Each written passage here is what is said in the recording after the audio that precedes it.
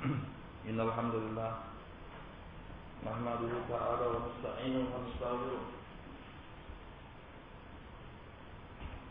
wa na'udzu billahi min shururi anfusina wa min sayyiati a'malina. May yahdihillahu fala mudilla lahu wa may yudlilhu fala hadiya lahu.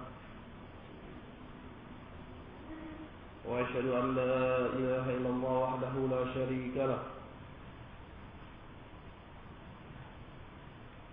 وأشهد أن محمدا عبده ورسوله صلى الله عليه وعلى آله وأصحابه ومن تبعهم بإحسان وسلم تسليما كثيرا. أما بعد، alhamdulillah, dan intinya kita memanjatkan puji dan syukur kepada Allah Subhanahu wa taala atas segala limpahan nikmat dan karunia-Nya.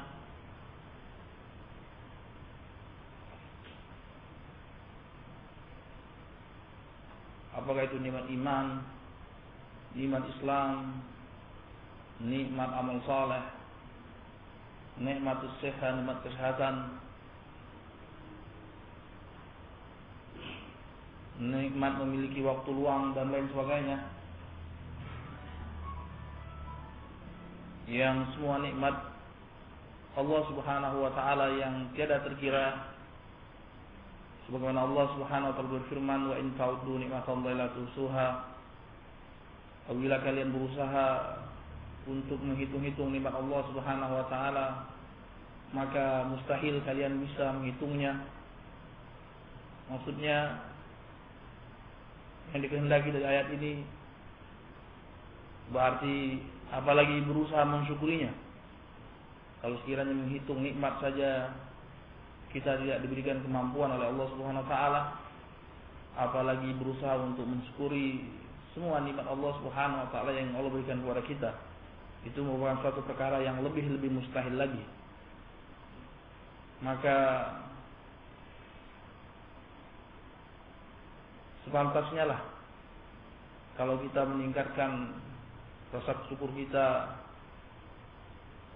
lebih lagi dari hari-hari biasanya atas semua limpahan nikmat dan karunia Allah, terutama nikmat iman, Islam dan amal saleh, serta nikmat istiqamah, senantiasa berada di atas jalan yang diridhai oleh Allah Subhanahu wa taala. Dalam keadaan Allah Subhanahu wa taala memberikan kita hidayah pada saat senantiasa kurang syukurnya nikmat yang Allah berikan kepada kita. Akan tapi terus Allah Subhanahu wa taala mencurahkan nikmatnya dalam keadaan kita berbuat salah siang dan malam. Sebagaimana Allah Subhanahu wa taala berfirman dalam satu hadis qudsi, ya ibadi innakum tukhti'una bil-laili wan-nahar wa ana aghfiru dzunuba jami'an mustaghfiruni. Wahai hamba-hambaku, sesungguhnya kalian itu senantiasa bersalah, berdosa siang dan malam. Kalian semua, manusia semuanya.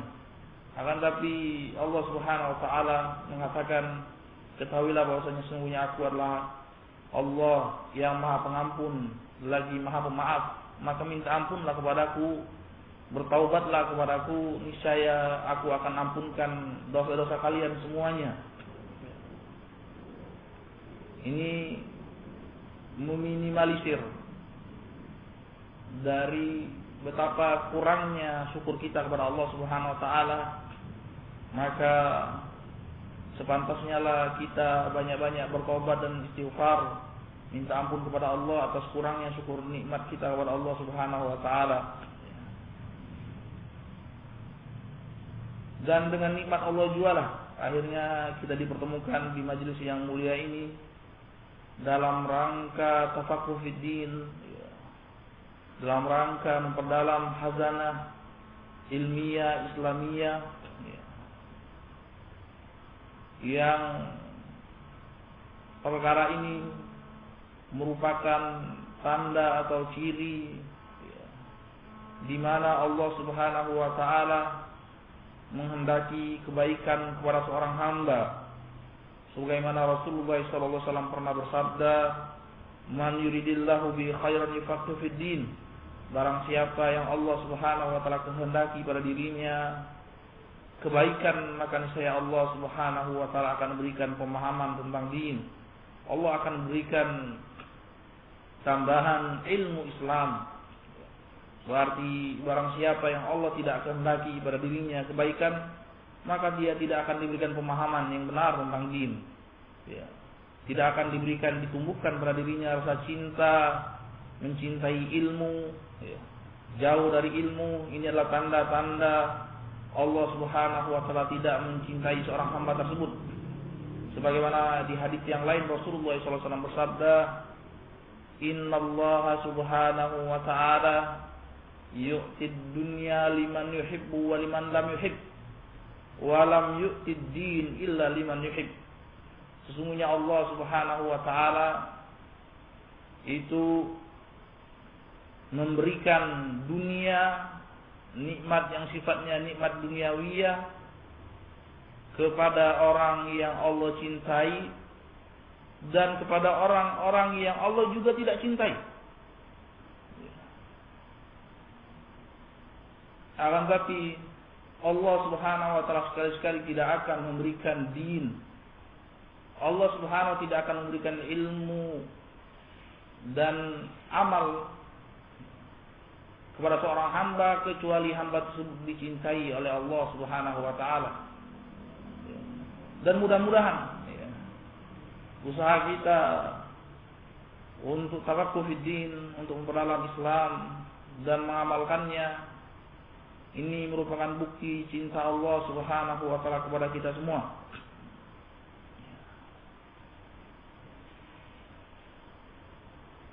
Dan dalam kesempatan kali ini dan yang berikutnya kita akan membahas suatu permasalahan yang penting sekali yang berkaitan dengan hubungan kita sesama makhluk Allah Subhanahu wa taala. Karena perkara ahkam, hukum-hukum syariat, sebagaimana yang sering kita dengar, itu terbagi menjadi dua. Ahkam yang sifatnya ta'abbudiyah, yang berkaitan antara kita dengan Sang Pencipta Allah Subhanahu wa taala. Apakah yang kaitannya tentang tauhid, kemudian salat, zakat, haji, puasa, dan ahkam yang kedua, ahkam hukum-hukum yang berkaitan tentang muamalah, hubungan kita dengan sesama hamba Allah Subhanahu wa taala. Di situ ada permasalahan jual beli, transaksi, perdagangan, investasi, dan lain sebagainya. Di situ juga ada permasalahan yang akan kita singgung, yaitu bagaimana kita bermuamalah seorang suami terhadap istrinya, seorang istri terhadap anaknya, seorang istri terhadap suaminya, yaitu yang disebutkan oleh ulama ahkamun nikah, kitab pembahasan-pembahasan yang menyinggung permasalahan nikah. Dan dikarenakan syariat Islam itu adalah syariat yang sempurna, sebagaimana Allah Subhanahu wa taala berfirman dalam Al-Qur'an, "Al-yawma akmaltu lakum dinakum wa atmamtu 'alaikum ni'mati wa raditu lakum al-Islam madina." Sesungguhnya pada hari ini, kata Allah Subhanahu wa taala, aku sempurnakan untuk kalian agama kalian, dan aku telah ridha Islam itu menjadi agama. Aku ridha tentang keberadaan Islam sebagai agama. Maka agama Islam telah sempurna. Apakah hukum-hukum yang berkaitan dengan Allah Subhanahu wa taala, ataukah juga hukum-hukum yang berkaitan dengan semua makhluknya? Dan di antara hukum-hukum yang sempurna yang Allah Subhanahu wa taala berikan kepada kita, sampaikan kepada kita, yaitu ahkamun nikah.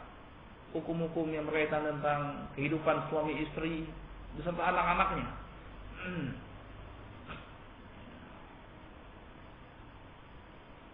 Permasalahan ini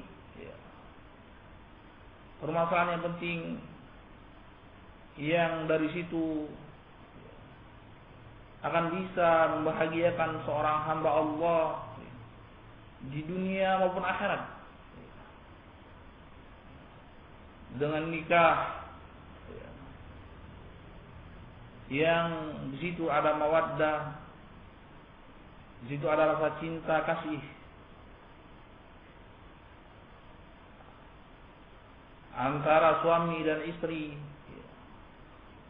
kemudian dilandasi dengan ketaatan kepada Allah Subhanahu wa taala sesuai panduan dari Al-Qur'an dan Sunnah, maka akan menumbuhkan cinta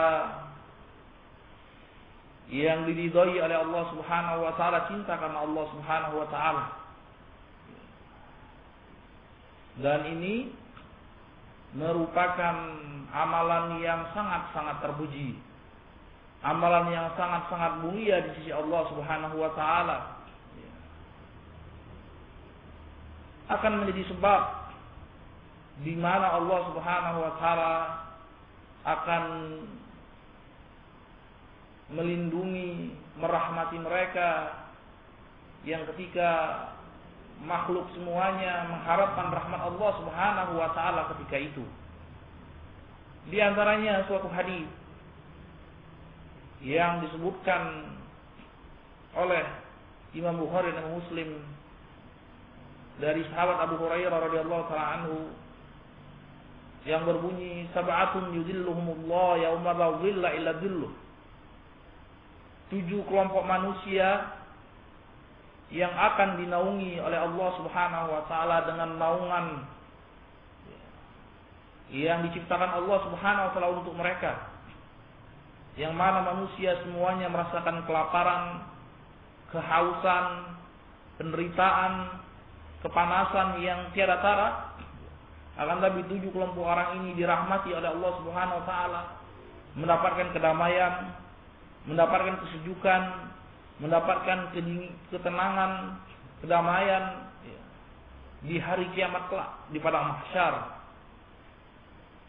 Disebutkan di situ ada seorang imam yang adil, kemudian seorang anak muda atau pemuda atau pemudi yang tumbuh dalam keadaan bertakwa kepada Allah Subhanahu wa taala, beribadah kepada Allah Subhanahu wa taala, dan di antaranya mereka atau 2 anak manusia yang saling mencintai, saling mengasihi karena Allah Subhanahu wa taala. Mereka bertemu, mereka bersua karena Allah, dan mereka berpisah juga karena Allah Subhanahu wa taala. Ya, di sini bagaimana karunia Allah SWT yang besar kepada orang-orang yang saling mencintai di jalan Allah Subhanahu wa taala. Dan yang paling berhak untuk mendapat predikat seperti ini adalah suami dan istri, yang dengan pergaulan mereka sehari-hari dalam satu atap, dalam satu kamar, dalam satu meja makan, dan lain sebagainya. Maka ini diharapkan untuk memaksimalkan rasa cinta kasih terutama dan seharusnya serta selazimnya karena Allah Subhanahu wa taala, agar amal saling mencintai ini akan membuahkan hasil. Tidak hanya kebahagiaan di dunia, akan tapi akan berlanjut kebahagiaan di akhirat. Dimulai awalnya sebelum seorang memasukkan kakinya ke dalam surga, yaitu dengan mendapat rahmat Allah Subhanahu wa taala terlebih dahulu, dengan amalannya tadi diberikan naungan oleh Allah Subhanahu wa taala, di mana di situ tidak ada naungan kecuali naungan Allah. Di mana di situ seorang tidak akan mendapatkan ketenangan, kedamaian, kesejukan kecuali karena rahmat Allah Subhanahu wa taala. Di antaranya mereka yang saling mencintai di jalan Allah Subhanahu wa taala. Karena ketaatan kepada Allah Subhanahu wa taala. Ya, rasa cinta yang ditumbuhkan oleh Allah Subhanahu wa taala kepada mereka dilandasi dengan bimbingan Al-Qur'an dan Sunnah. Dilandasi dengan bimbingan syariat Allah Subhanahu wa taala. Ini cinta yang hakiki, cinta yang sejati tatkala dibangun di atas bimbingan Al-Qur'an dan Sunnah. Dan perlu diketahui bahwa cinta yang selain ini, cinta yang tidak dilandasi dengan bimbingan Al-Qur'an dan Sunnah, pada hakikatnya adalah bukan cinta yang sejati, cinta yang semu, yang setiap saat bisa hancur, yang setiap saat bisa memadaratkan keduanya. Sebagaimana Allah Subhanahu wa taala berfirman di dalam Al-Qur'an, Al-akhilla yauma idzin ba'dhum li ba'din adu illa al-muttaqin. Perhatikan bagaimana Allah Subhanahu wa taala berfirman bahwa al-akhilla, mereka-mereka yang saling mencintai dulunya di dunia, kecintaan yang sangat mendalam dulunya di dunia, nantinya di akhirat mereka akan menjadi musuh satu sama lainnya, akan menghujat satu sama lainnya, akan memusuhi satu sama lainnya, kecuali mereka-mereka yang dilandasi dengan takwa, kecuali mereka-mereka yang saling mencintai di atas agama Allah Subhanahu wa taala, dipandu dengan bimbingan Al-Qur'an dan Sunnah, maka mereka akan semakin mempererat hubungan cinta kasihnya, berlanjut di surganya Allah Subhanahu wa taala. Ini siapa saja? Ini menunjukkan dengan jelas bahwasanya bentuk cinta yang dulu di dunia tidak dilandasi dengan Al-Qur'an dan Sunnah Rasulullah SAW, tidak dilandasi dengan ketakwaan kepada Allah Subhanahu wa taala, setiap saat, suatu saat pasti akan menumbuhkan rasa benci yang sangat di antara keduanya satu sama lain, pasti dan pasti, cepat ataupun lambat. Ini asas yang mendasar, amalan yang mendasar, yang bisa menjadikan seorang hamba untuk dicintai Allah Subhanahu wa taala. Sebagaimana Allah Subhanahu wa taala berfirman dalam satu hadis qudsi, wajabat mahabbati lil mutahabbina fiyya. Sungguh telah aku wajibkan, kata Allah, kecintaanku bagi orang-orang yang saling mencintai karena Allah Subhanahu wa taala. Siapa yang tidak kepingin mendapatkan cinta Allah? Siapa yang tidak berharap ingin mendapatkan cinta Allah Subhanahu wa taala? Tentu semuanya berharap. Manusia yang memiliki hati dan akal sehat, semuanya sangat amat berharap. Kenapa demikian? Karena dia tahu gerak-geriknya serta kemaslahatannya, kesehatannya, karunia-Nya, kenikmatannya, rezekinya, kematiannya, kehidupannya, kebahagiaannya, kesedihannya, semua tergantung oleh suatu zat yang maha memberikan cinta, yaitu Allah Subhanahu wa ta'ala. Tidak bisa dia bergerak, tidak bisa dia menghirup nafas, tidak bisa dia beribadah kepada Allah Subhanahu wa ta'ala, tidak bisa dia melangkahkan kaki atau menyuapkan suapan ke dalam rongga mulutnya, menghirup nafas dan lain sebagainya tanpa rahmat dan kasih sayang dari Allah Subhanahu wa ta'ala. Tentunya yang seperti ini sangat diharapkan cintanya hadir kepada kita semua. Dan salah satu cara untuk mendapatkan cinta dari zat yang maha memberikan kasih serta sayang tersebut, itu adalah menumbuhkan rasa saling cinta, saling menyayangi karena Allah SWT. Dan kembali kita katakan, adalah perkara yang sangat-sangat membuat dua orang anak manusia untuk bisa menimbulkan cinta kasih karena Allah, itu adalah dengan mengikatkan dengan tali pernikahan yang sah. Ya. Maka akan menumbuhkan rasa cinta karena Allah SWT. Mereka yang lebih berhak, yang lebih lagi berhak untuk mendapatkan rahmat Allah Subhanahu wa ta'ala seperti ini. Ya. Ini menunjukkan betapa agungnya menumbuhkan rasa saling cinta karena Allah Subhanahu wa ta'ala. Dan bahkan tidak sampai di sini saja. Nanti di akhirat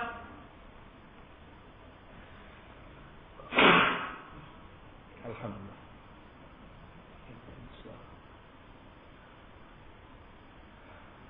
Nanti di akhirat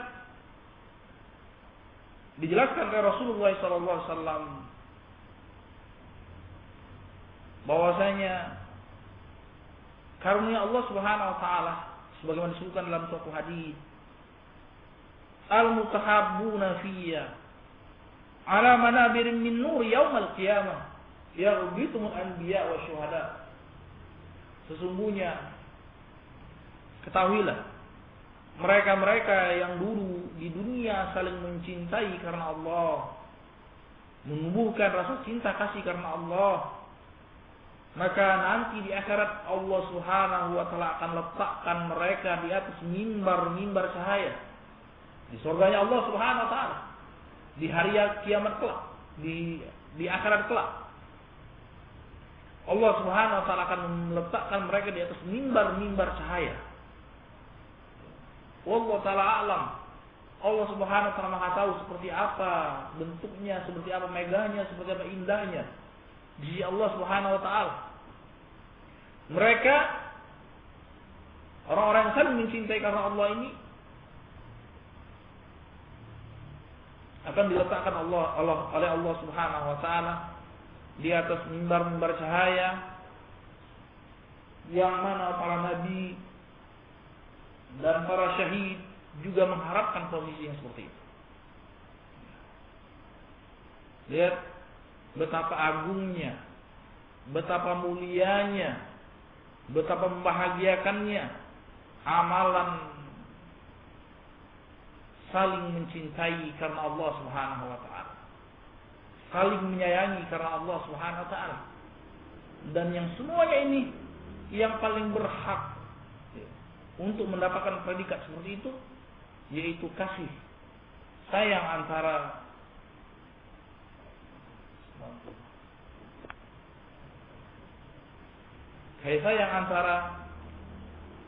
seorang suami dan istrinya.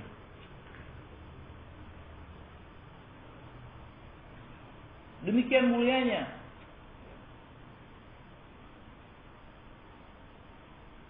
hubungan cinta kasih ini, amalan saling mencintai karena Allah, terkhususnya antara seorang suami dan istri.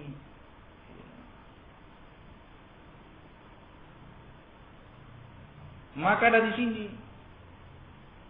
sebagai kebalikannya, para syayatin, para setan-setan, para iblis dan para setan-setan dan iblis-iblis itu sangat-sangat berharap untuk bisa memutuskan tali kasih ini.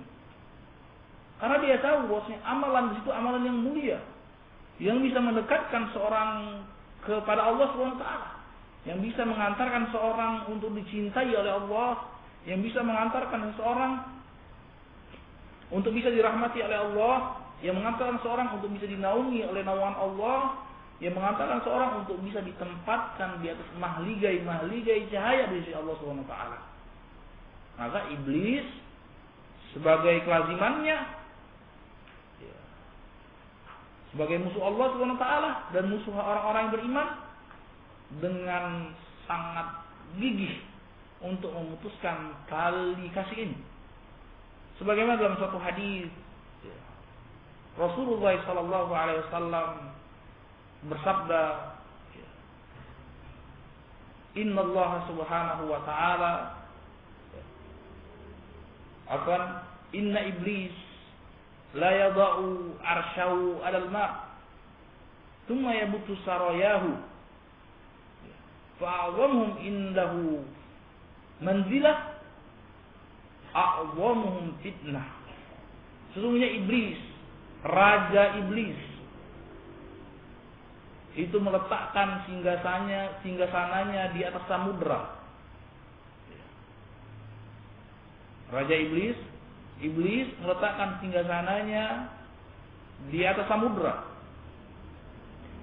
Kemudian mengutus bala tentaranya untuk menggoda manusia. Maka yang paling dekat kedudukannya, yang paling mulia di sisi iblis, yang paling besar kedudukannya di sisi iblis, yang paling banyak menimbulkan fitnah.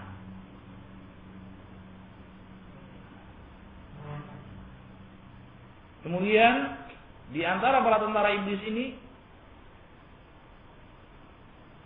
ada yang melaporkan setelah dia berhasil menggoda anak manusia, laziltu bi fulan wa fulana hatta yazni biha.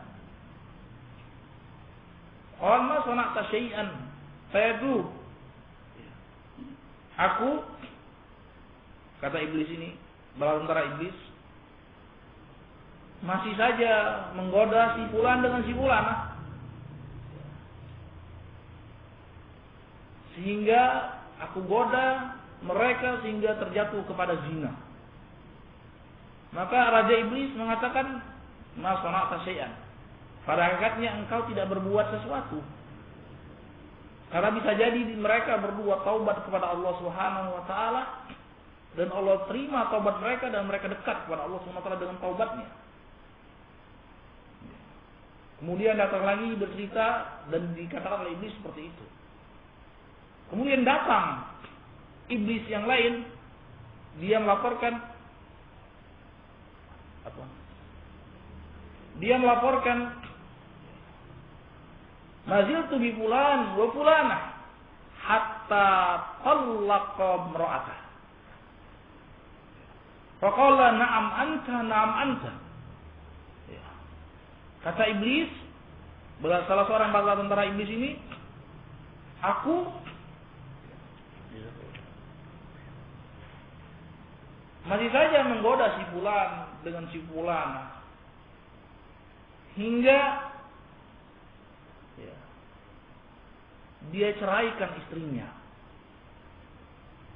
dia talak istrinya, digoda dengan berbagai banyak kasus yang tadinya timbul di antara mereka saling cinta dan mudah-mudahan karena Allah,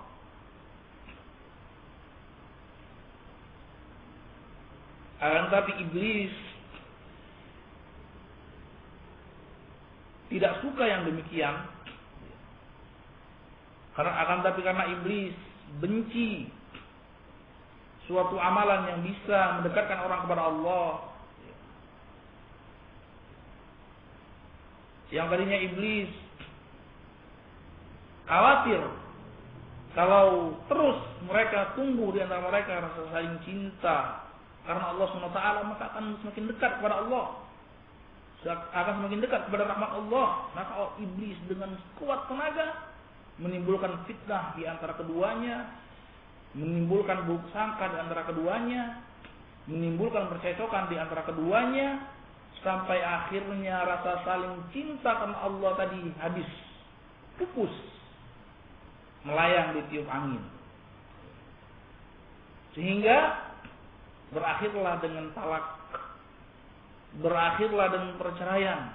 Maka Raja Iblis berkata, "Na'am anta, na'am anta."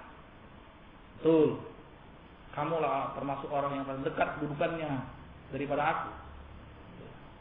Kamulah bala tentaraku yang paling mulia di sisiku. Lihat, dipuji-puji habis oleh Raja Iblis. Engkau memang hebat, engkau memang top, engkau memang bala tentaraku yang paling dekat.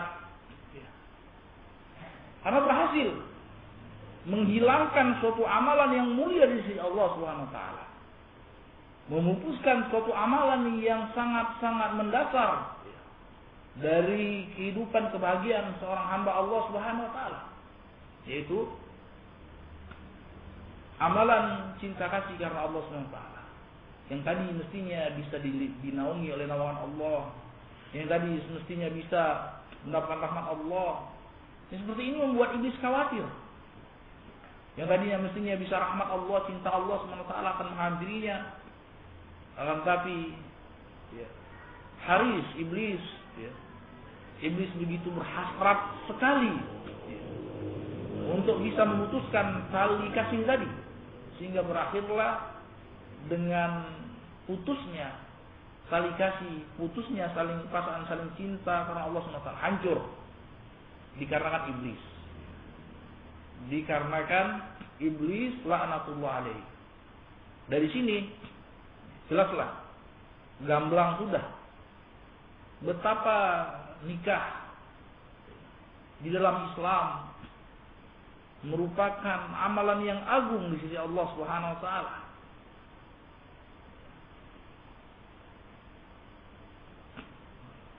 Amalan yang bisa mendekatkan seorang hamba kepada Allah. Amalan yang bisa mengantarkan kecintaan Allah kepada kecintaan Allah Subhanahu wa taala.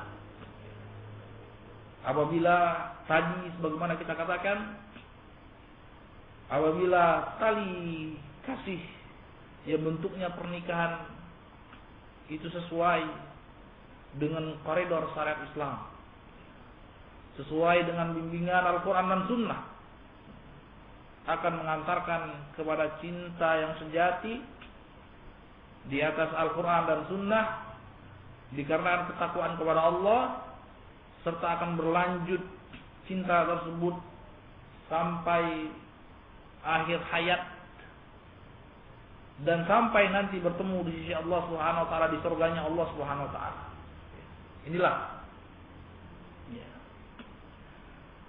kenapa ulama rahimahullah taala ajma'in dan sebelumnya Rasulullah sallallahu alaihi wasallam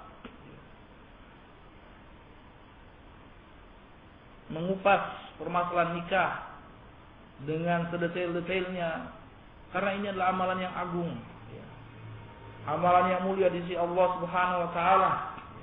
Tidak hanya menimbulkan kebahagiaan di dunia, akan tapi juga akan menumbuhkan kebahagiaan di akhirat kelak.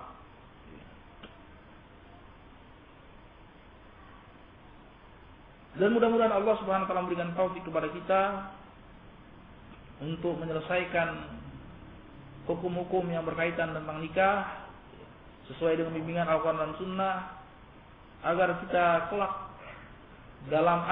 kelak dan sekarang serta selanjutnya bisa mengarungi pernikahan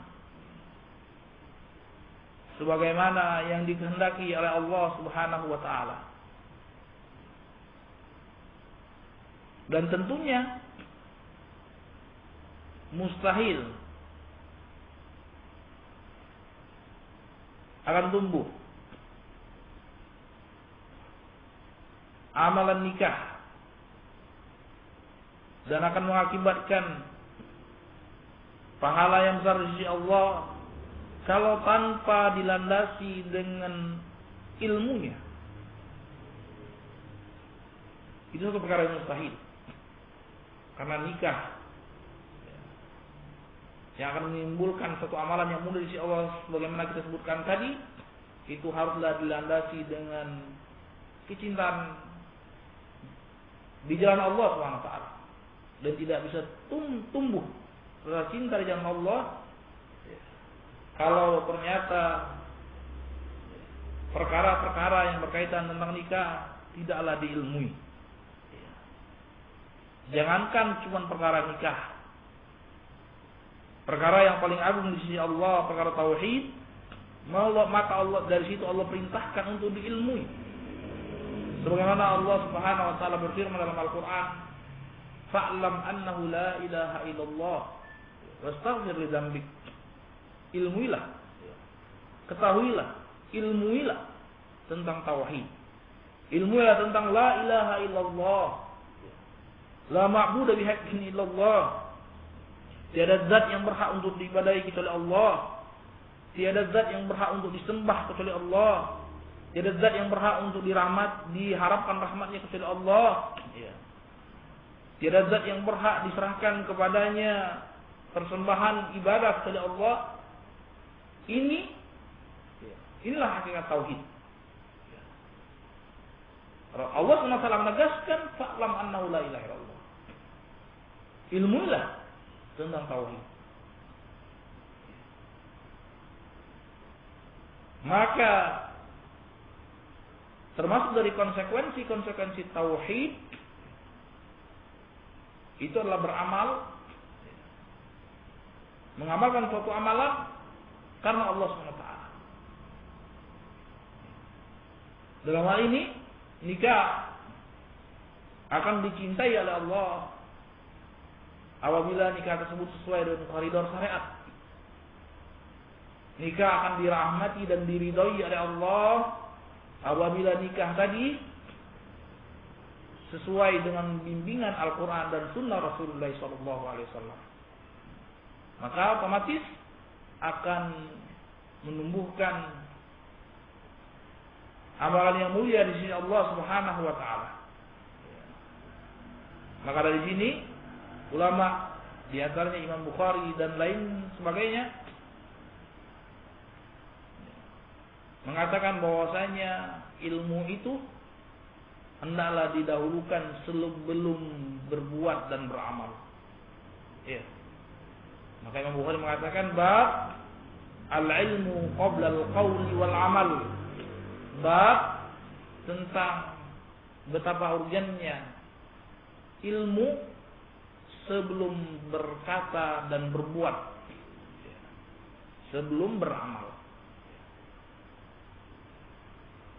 Ini sehingga amalan tersebut akan sampai kepada maksud, kepada tujuannya, yaitu menggapai ridha Allah Subhanahu wa taala. Jadi hakikatnya sesungguhnya nikah, hakikat yang terbesar itu salah satu jalan untuk menggapai keridhaan Allah Subhanahu wa taala. Inilah hakikatnya. Kenapa? Karena nikah adalah perkara yang dicintai Allah. Karena nikah adalah perkara ibadah yang agung di sisi Allah Subhanahu wa taala.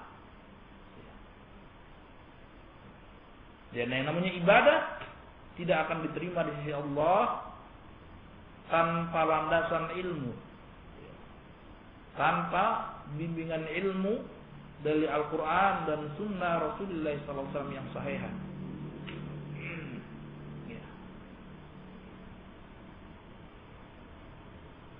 Dari sana Allah Subhanahu wa taala berfirman dalam Al-Qur'an, "Wa ma khalaqtul jinna wal insa illa liya'budun." Sungguhnya tidaklah aku ciptakan jin dan manusia kecuali untuk beribadah kepadaku. Termasuk ibadah. Termasuk ibadah adalah mengikatkan kasih sayang dengan pernikahan yang syar'i. Ini salah satu bentuk peribadahan kepada Allah Subhanahu wa taala. Salah satu bentuk ibadah kepada Allah Subhanahu wa taala. Mudah-mudahan Allah Subhanahu wa taala memberikan taufik kepada kita untuk menyelesaikan permasalahan ini. Karena tadi kita telah sebutkan beberapa alasan-alasan, beberapa landasan yang melandasi ulama rahimahullah ta'ala membuat atau menyusun permasalahan-permasalahan yang berkaitan tentang nikah.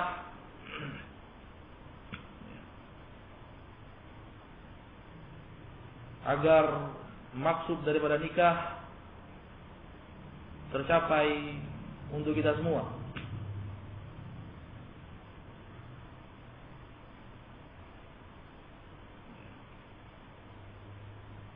Sesungguhnya perkara ini, perkara nikah,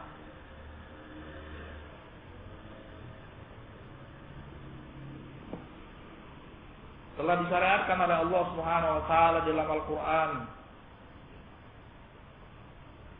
dalam hadis-hadis Rasulullah sallallahu alaihi wasallam,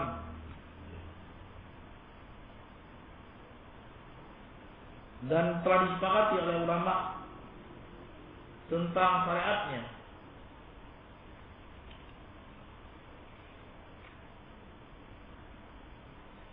Dan bahkan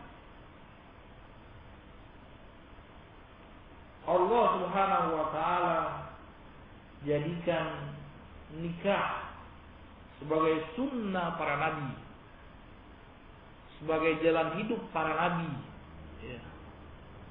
sebagai jalan hidup para anbiya wal mursalin, sebagaimana Allah Subhanahu wa taala berfirman di dalam Al-Qur'an di surat Ar-Ra'd ayat ke-38, "Walaqad arsalna rusulan min qablika wa ja'alna lahum azwajan wa dzurriyyah."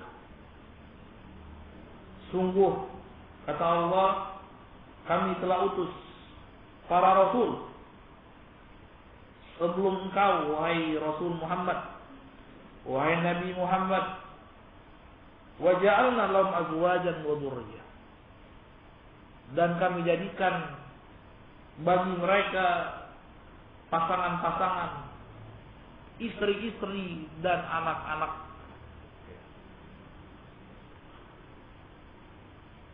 Ini menunjukkan bahwasanya nikah merupakan perkara yang mulia di sisi Allah, dan Allah jadikan ini adalah sunnah para anbiya, jalan hidupnya para nabi, jalan hidupnya para nabi. Dan pernah suatu ketika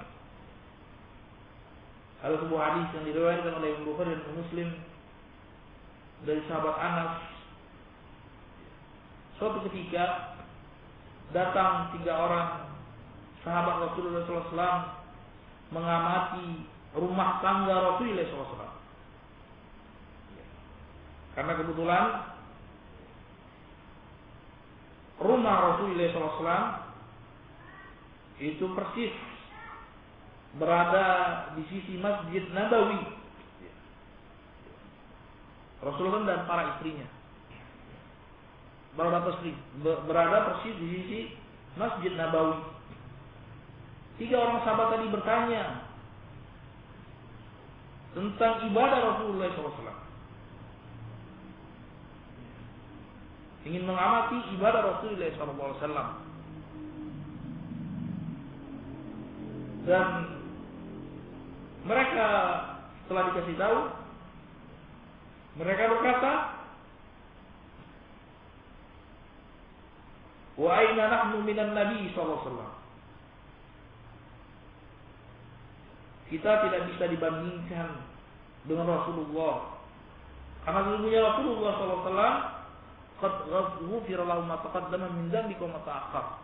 Telah diampuni oleh Allah Subhanahu wa taala dosanya yang telah lalu dan yang akan datang. Maka di antara mereka ada yang berkata, aku akan salat malam terus.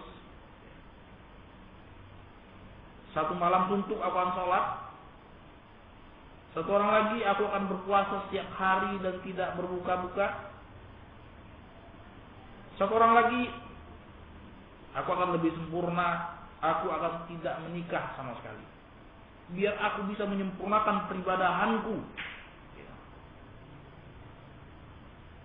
Kemudian ditegur oleh Rasulullah SAW. Setelah Rasul diberitahu, si fulan berkata seperti ini, si fulan berkata seperti ini, si fulan berkata seperti itu.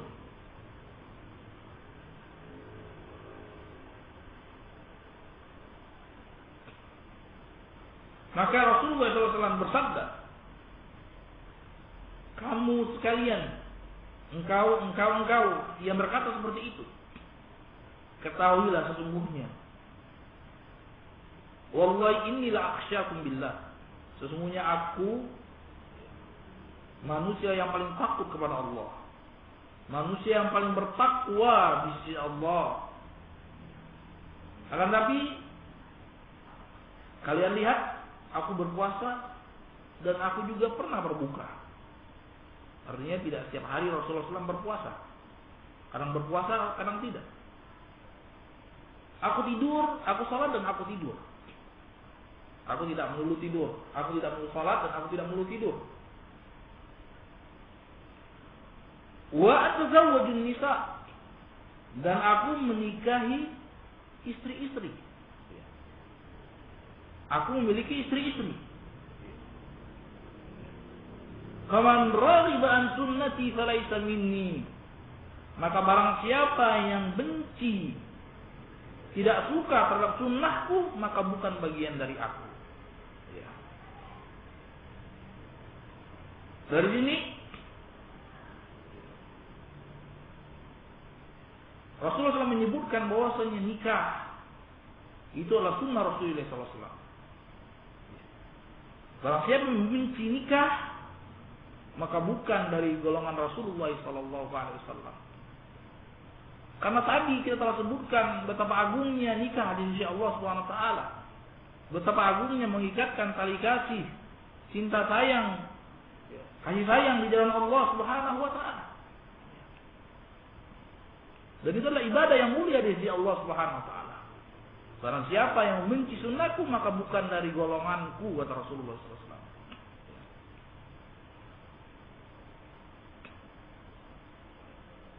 Kemudian di dalam satu hadis juga Rasulullah SAW bersabda, hadis yang dikeluarkan oleh Imam Bukhari dan Imam Muslim, Rasulullah SAW bersabda, ya ma'syaras syabab, ya ma'syaras syabab, man istata'a minkumul ba'a falyatazawwaj, fa innahu aghaddu lil basar wa ahsanu lil farj wa ahsanu lil farj. Wa qala alaihi salatu wassalam, tazawwaju al-walud al-wadud, fa inni mukathirun bikumul umama yaumal qiyamah. Rasulullah SAW bersabda, wahai para pemuda. Ketika dikatakan wahai para pemuda, tentunya juga masuk di dalamnya para pemudi. Karena syariat Islam itu umum bagi laki-laki dan perempuan kecuali ada pengkhususannya.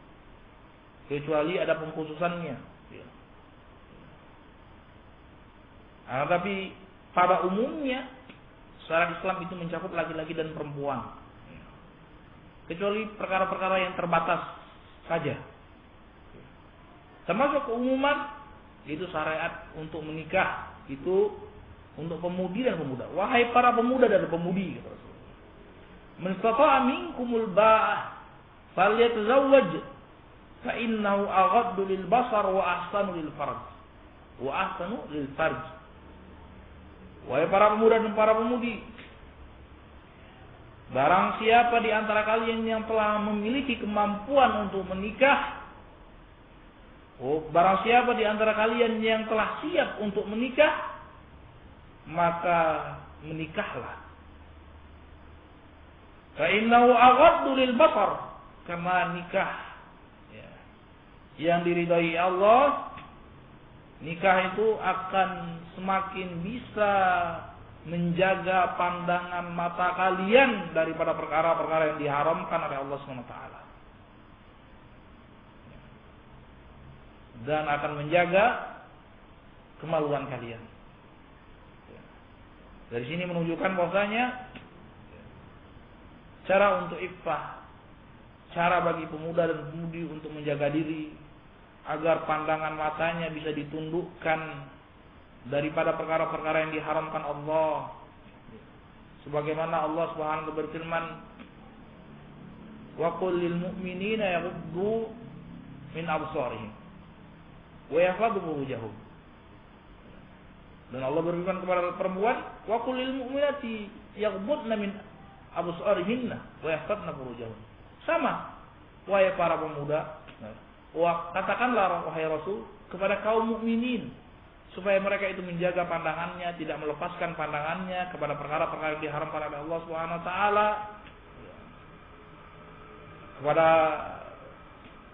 Katakanlah wahai Rasul kepada orang-orang mukminin untuk menjaga pandangannya, untuk tidak melepaskan kepada perempuan-perempuan yang tidak dihalalkan oleh Allah Subhanahu wa taala untuk melihat, bukan mahramnya dan bukan istri-istrinya, dan agar mereka bisa menjaga pandangan mereka serta kemaluan mereka. Dan katakanlah juga kepada wanita-wanita mukminah agar mereka menundukkan pandangan mereka dari perkara-perkara yang diharamkan oleh Allah Subhanahu wa taala, dari melihat laki-laki yang bukan mahram dan bukan suami mereka, dan agar mereka bisa menjaga kemaluan mereka. Di sini Allah Subhanahu wa taala mensyariatkan bagi kita untuk menundukkan pandangan bagi yang bukan istri atau suami kita, bagi yang bukan mahram kita, dan diperintahkan untuk menjaga kemaluan kecuali kepada hal-hal yang telah dihalalkan oleh Allah Subhanahu wa taala. Ini anjuran Rasulullah SAW untuk menikah. Karena dengan menikah, dengan nikah yang syar'i, dengan nikah yang dilandasi dengan tuntunan Al-Quran dan Sunnah, akan menghasilkan hikmah yang seperti itu. Kemudian Rasulullah SAW juga bersabda, "Tazawwaju al-wadud al-walud, fa inni mukatsirun bikum umam yaumal qiyamah." Menikahlah. Ya, kalau ini Rasulullah tujukan kepada para pemuda. Wahai para pemuda, nikahlah. Nikahilah wanita-wanita yang penyayang, wanita-wanita yang keibuan, yang memiliki sifat keibuan, yang akan mengayomi anak-anaknya dan akan menyayangi suaminya, serta yang subur dan bisa menghasilkan keturunan yang sehat, jasmani dan rohani, dan banyak anaknya. Fa inni mukatsirun bikumul umam yaumal qiyamah. Karena Rasulullah SAW bersabda, karena aku akan bangga nanti di hari kiamat dengan banyaknya pengikutku. Lihat, ini anjuran untuk menikah. Karena Rasulullah SAW dengan nikah nanti akan muncul keturunan-keturunan yang akan membela Islam dan kaum muslimin.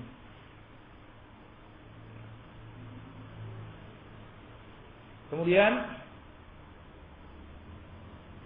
kita akan sebutkan beberapa maslahat-maslahat yang besar, ya, keutamaan-keutamaan yang besar yang berkaitan tentang nikah.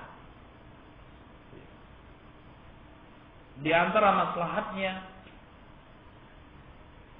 yang pertama tadi, sebagaimana Rasulullah SAW sebutkan, fa'ful furuj wa ihsanuha wa siyanatuha min istimta' al-muharram alladhi yufsidu mujtama'at al-bashariyah. Yang pertama, menjaga kemaluan,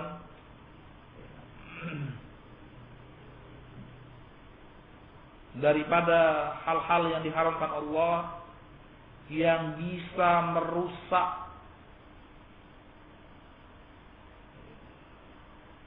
kehidupan manusia.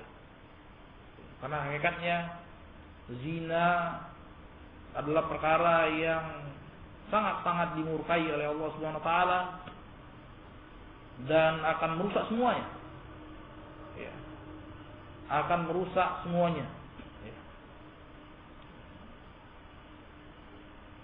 Ini dengan menikah merupakan salah satu jalan, ya, salah satu jalan untuk menjaga agar tidak terjatuh kepada perkara tadi. Bagaimana tadi telah kita sebutkan hadisnya. Kemudian salah satu hikmahnya yang kedua, kita akan sebutkan sebagian saja karena hikmahnya tentu banyak sekali.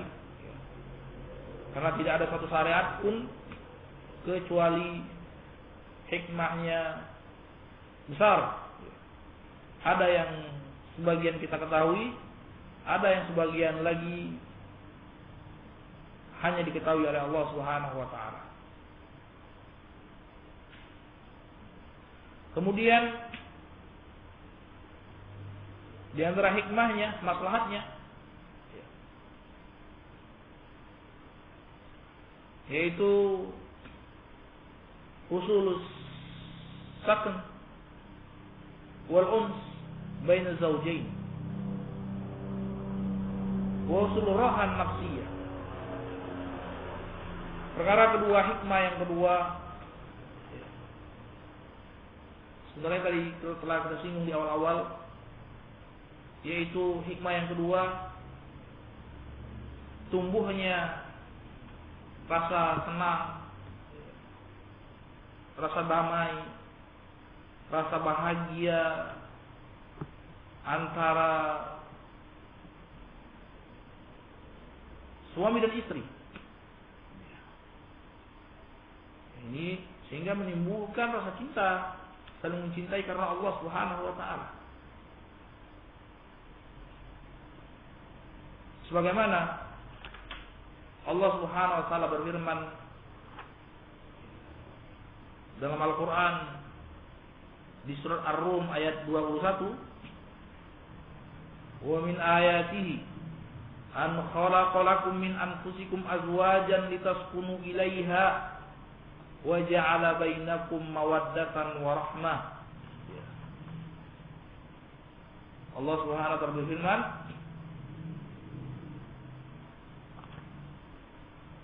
dan di antara kebesaran-kebesaran Allah Subhanahu wa taala, di antara tanda-tanda keagungan Allah, yaitu tatkala Allah ciptakan untuk kalian pasangan-pasangan dari jenis kalian. Manusia, pasangannya manusia. Jin, pasangannya dengan jin. Di antara tanda-tanda kebesaran Allah, Allah ciptakan untuk kalian pasangan-pasangan dari jenis kalian. Litaskunu ilaiha, agar kalian merasa damai di sisinya, di sisi pasangan kalian, merasa bahagia di sisinya, merasa tenang di sisinya.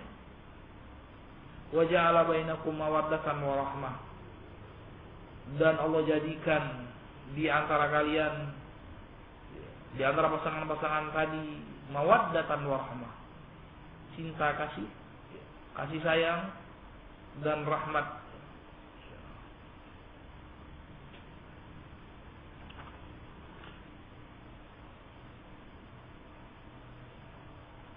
Ini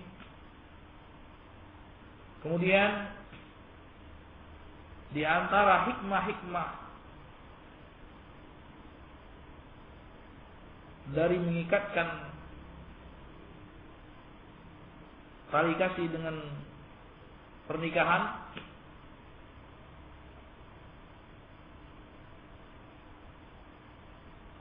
yaitu memiliki keturunan.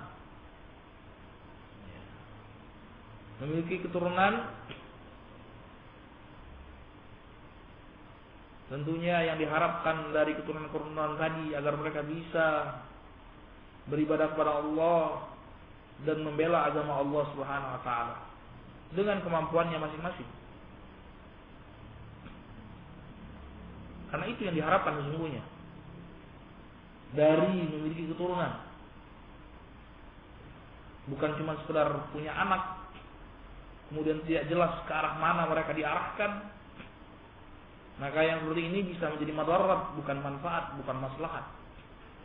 Kalau tadi memiliki keturunan, yang keturunan itu bisa diatur dengan aturan syariat sehingga mereka bisa dirahmati Allah dan dicintai oleh Allah SWT. Ini tujuan memiliki keturunan, bukan sekedar punya anak saja. Karena tadi telah ada isyarat dari Rasulullah SAW, fa inni mukatsirun bikumul umam yaumal qiyamah. Karena sesungguhnya aku akan berbangga-bangga atas umatku nanti di hari kiamat. Rasulullah SAW bangga terhadap umatnya yang mencontoh jalan Rasulullah SAW. Bukan sekedar umat, tapi yang tidak taat kepada Rasulullah SAW. Rasulullah akan bangga kepada umatnya yang taat kepada Rasulullah SAW. Jadi keturunan yang diharapkan dari situ keturunan yang saleh dan salehah. Karena memiliki keturunan yang saleh dan salehah ini akan berakibat kebaikan yang banyak, yang sangat banyak. Di antaranya yang sering kali kita dengar sebuah hadis yang sering diucapkan,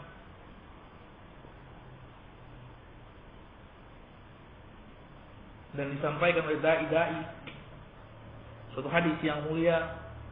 Rasulullah SAW bersabda, "Idza mata al-insan tata'amaluhu illa min salat, sadaqatin jariyah, wa 'ilmin yuntafa'u bihi, wa waladun salih yad'u lahu."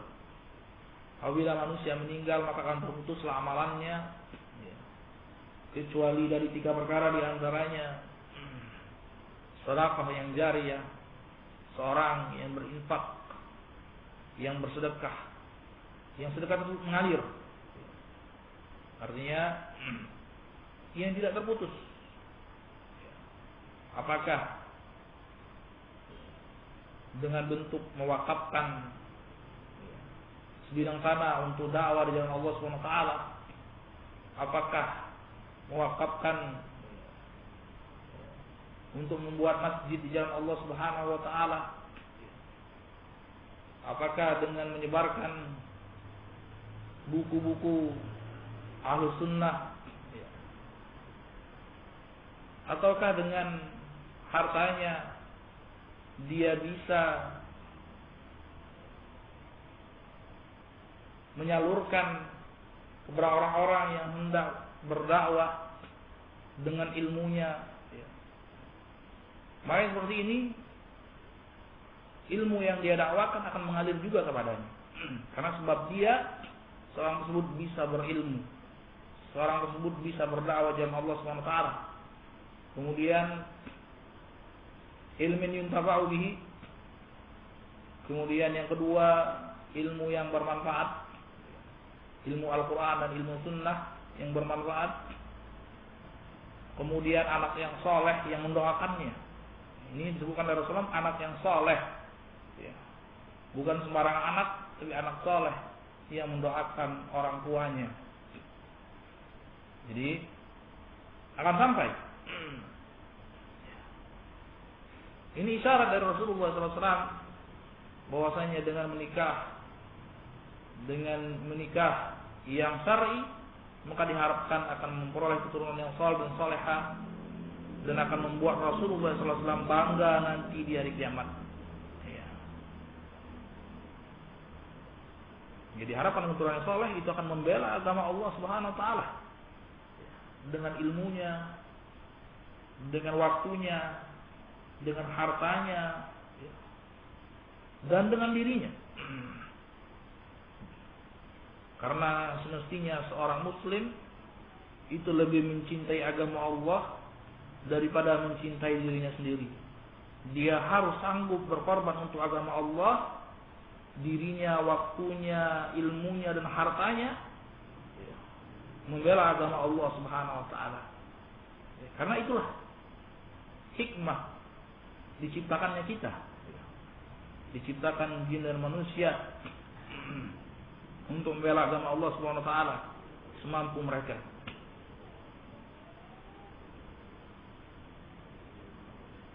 Kemudian hikmah yang lain yaitu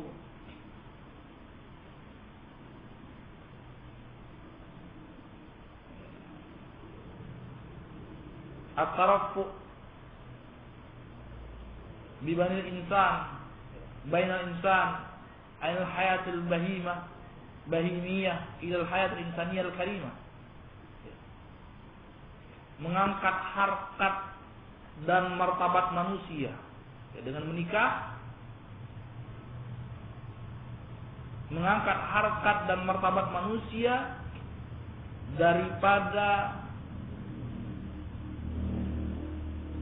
kebiasaan yang merembah binatang-binatang menjadi mulia di sisi Allah SWT. Artinya apa? Artinya tatkala seorang melampiaskan rasa cintanya, hasratnya, syahwatnya kepada hal-hal yang dihalalkan oleh Allah SWT, ini adalah ibadah. Dan ini suatu proses yang membedakan dia, yang membedakan mereka daripada binatang. Hewan-hewan, binatang-binatang tidak akan tahu perkara yang seperti ini. Mereka akan bebas. Mereka akan bebas berhubungan dengan binatang-binatang yang sepertinya.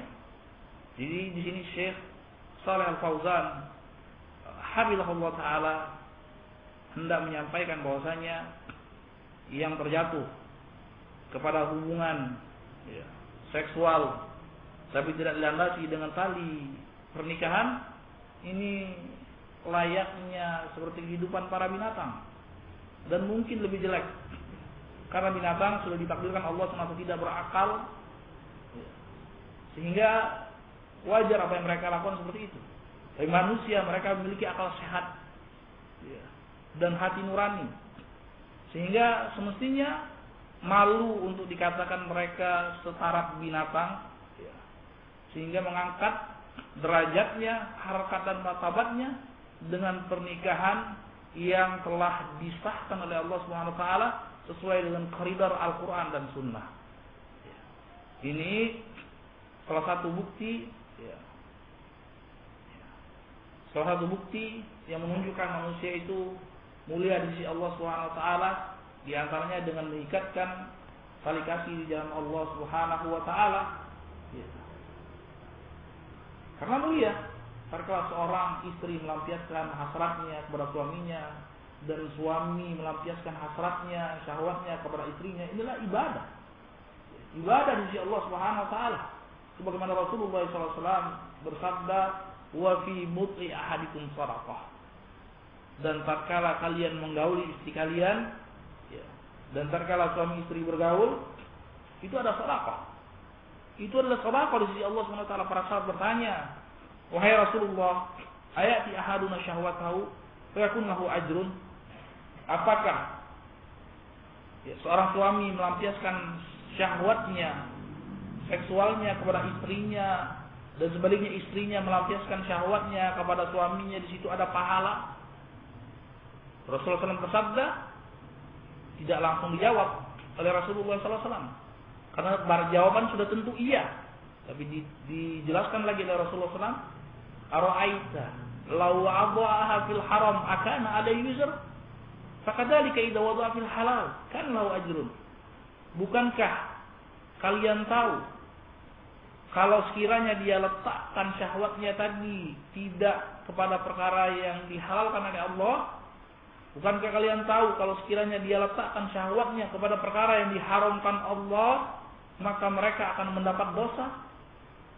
Demikian juga kalau sekiranya dia letakkan kepada hal-hal yang dihalalkan Allah, kepada pasangan yang syar'i, kepada para istri, kepada istri-istrinya, ya, maka di situ ada pahala. Ya. Ini menunjukkan bahwasanya hubungan suami istri itulah ibadah yang mulia di sisi Allah Subhanahu wa taala. Ibadah yang mulia di sisi Allah Subhanahu wa taala. Dan seorang muslim tidak boleh meremehkan sekecil apapun ibadah. Sekecil apapun ibadah, apalagi kalau perkara ini adalah perkara yang besar sesungguhnya. Ya. Rasulullah bersabda, "Wala tahqiranna minal ma'rufi syai'a." Janganlah kalian itu meremehkan perkara yang baik, perkara amal soleh, walaupun kalian kira perkara itu adalah perkara yang rendah, yang sepele. Maka ini tidak dibenarkan. Karena kita tidak tahu kalau sekiranya perkara itulah tadi yang bisa mengantarkan kita kepada surganya Allah dan menjauhkan kita daripada nerakanya Allah Subhanahu wa taala. Wabillahi taufiq walhamdulillahirabbil alamin. Berhubung waktunya sudah habis, sudah terdengar adzan, kita tunda untuk melaksanakan salat zuhur. Subhanakallahumma wa bihamdik, asyhadu an la ilaha illa anta, astaghfiruka wa atubu ilaik.